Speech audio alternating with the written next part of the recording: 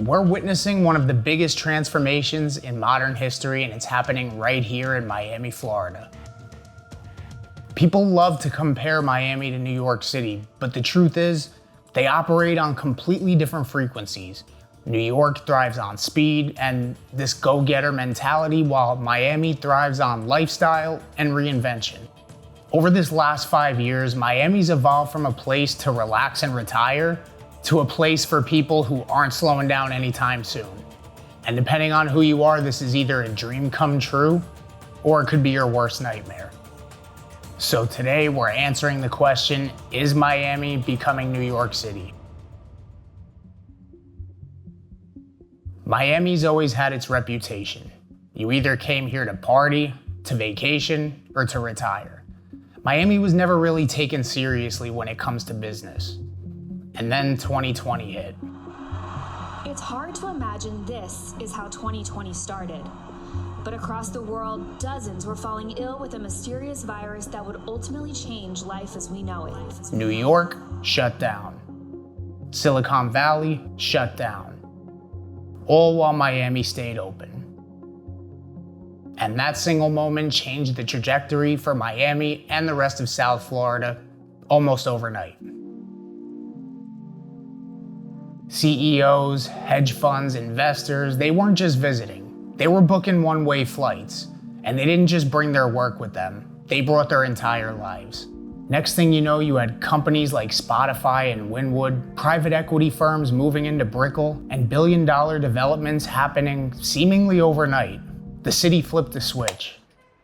If you've been to Miami recently, you probably noticed a difference in the skyline. Miami was always known for its beachfront hotels and Art Deco style buildings, and now we're seeing new luxury towers and skyscrapers pop up almost every single day. And nowhere is this more obvious than Brickell. If you haven't been to Brickell recently, let me paint a picture for you. When I first moved to South Florida about 6 years ago, Brickell was cool. It had some nice restaurants, it had some high rises, but it didn't have that same energy that it has today. Now, every corner you turn, you look up in the sky and you see a crane.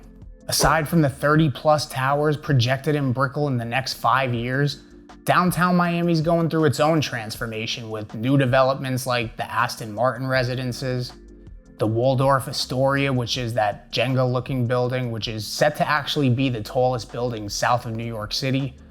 And then the big one, the Miami World Center, which is a $6 billion mega project covering about 27 acres right in the heart of downtown. To give you perspective, it's the second largest urban development right behind the Hudson Yards in New York, and once it's complete, it'll be home to luxury high-rises, an open-air shopping plaza, restaurants, hotels, office towers, basically a city within a city. Even neighborhoods like Edgewater and Wynwood are going vertical, and they're selling out of condos before the buildings are even finished. These developers know exactly what they're doing. They're building for the next wave of wealth, and people all over Miami are feeling it. As downtown and Brickell get more packed, people are expanding outward to places like Coral Gables. You got New Yorkers who are trading in the downtown penthouse for a suburban estate in the Gables. It's private, it's calm, it's clean. I mean, you're close to the action without having to live in it. You want to know where Miami's future is really playing out, where families are buying generational homes? Watch where the quiet money's going. Coral Gables, Coconut Grove. And if you're curious about different areas down here, make sure to go to the link in our description and download our free relocation guide. It's over 30 pages and everything you need to know about moving to South Florida. But beyond stats and neighborhoods, there's something deeper that you would only understand by living it. Ask someone who's been in Miami 20+ years and you'll feel it right away. They have pride in how far the city's come, but they're also frustrated in how fast it's moving. People want the progress, but not at the expense of losing the city they once loved. And when people say Miami's changing, they're usually not talking about the skyline. It's the people too, and if you follow my Instagram, you'll see exactly what I'm talking about.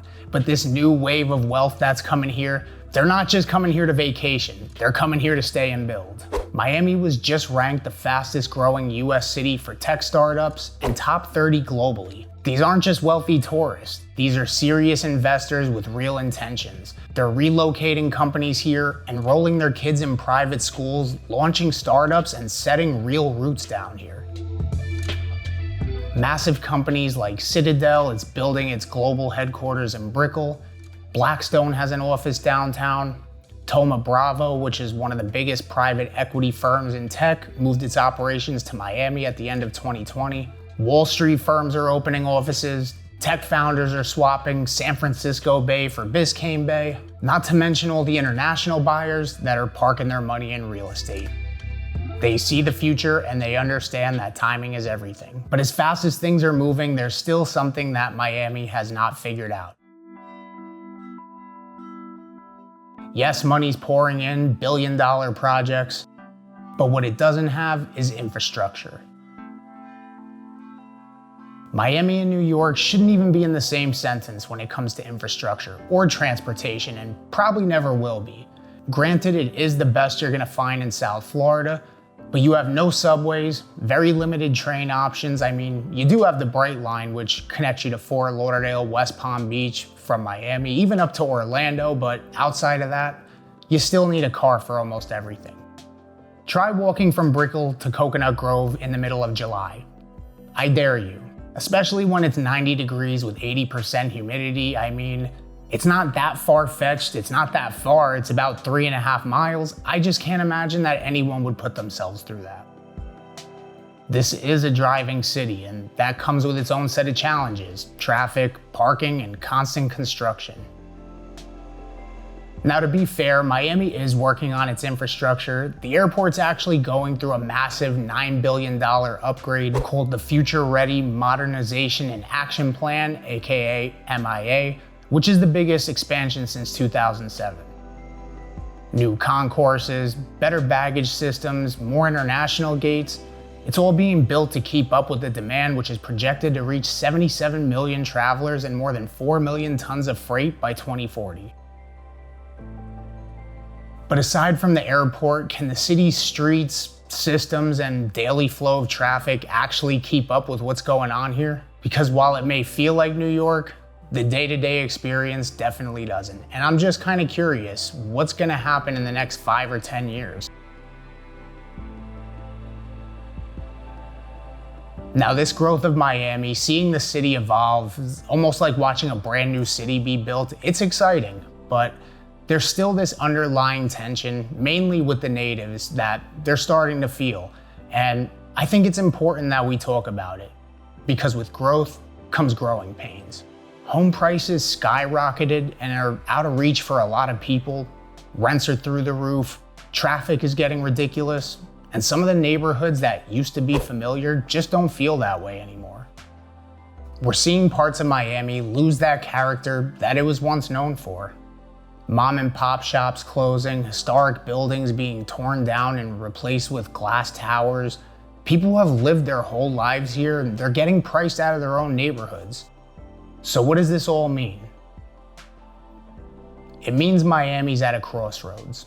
On one side, we have this opportunity: expansion, international influence, and a chance to lead the country and show them the way that a modern city should be built. On the other hand, there still is this responsibility to preserve the character of Miami while it's still growing. So no, I don't think Miami's becoming New York City. I think Miami's becoming the first Miami of the next generation. And I think that's giving a lot of smaller cities the permission and the opportunity to follow in its footsteps, which in my opinion, that's more powerful anyway. But timing is crucial here. After witnessing what happened these last 5 to 6 years, I can't even imagine what the next 5 to 10 will bring. So if you're thinking about buying a home anywhere in South Florida, maybe you're even thinking about selling a home, you've had enough, you're ready to get out. My team and I want to help you. We'd love to be your real estate resource of choice. So make sure to reach out to us at therealsouthflorida.com/YouTube or scan this QR code to get started, and we'll see you on the next video.